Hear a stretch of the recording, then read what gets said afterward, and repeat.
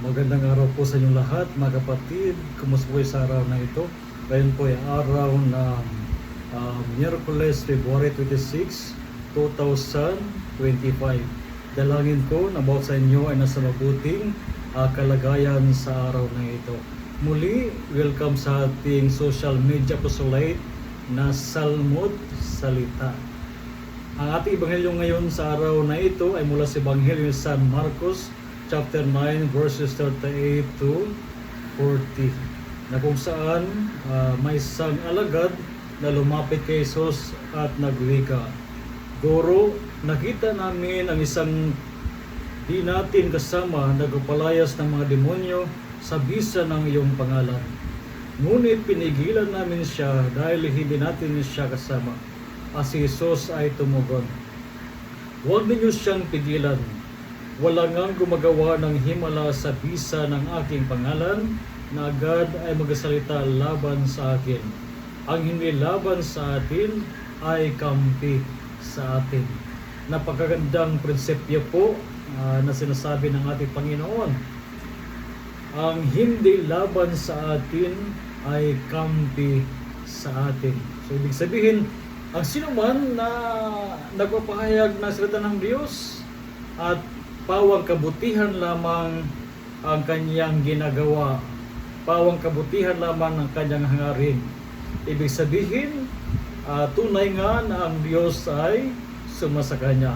Hindi ibig sabihin na tayo lamang may karapatan na tumanggap ng biyaya galing sa Diyos. Maging ang ating mga kapatid sa ibang pananampalataya ay maaari din tumanggap ng biyaya galing sa Diyos. Kaya huwag natin ipagkait sa kanila ang Panginoon. Ang Panginoon ay pumarito hindi lamang para sa atin, siya ay pumarito para sa ating lahat. Kaya maging masaya tayo pag may mga tao na gumagamit sa pangalan ng Panginoon at gumagawa ng mabuti. Datapwat, maging malungkot tayo kung ginagamit lamang ang pangalan ng Panginoon sa personal na hangarin at naninira ng ibang tao. Yung dapat natin ikinalulungkot. Subalit kung gumagawa siya ng mabuti, ipinangaral niya ang salita ng Diyos, at napakahalaga na ating i-appreciate at tanggapin at maging masaya sa kabutihan ng ginagawa ng iba kahit sila ay hindi kaanib natin. So maging inclusive tayo, hindi exclusive. Ang Katolikong pananampalataya ay hindi eksklusibo na para sa atin lamang. Ang pananampalataya Katoliko ay para sa lahat. Kaya nga Katoliko, ibig sabihin universal.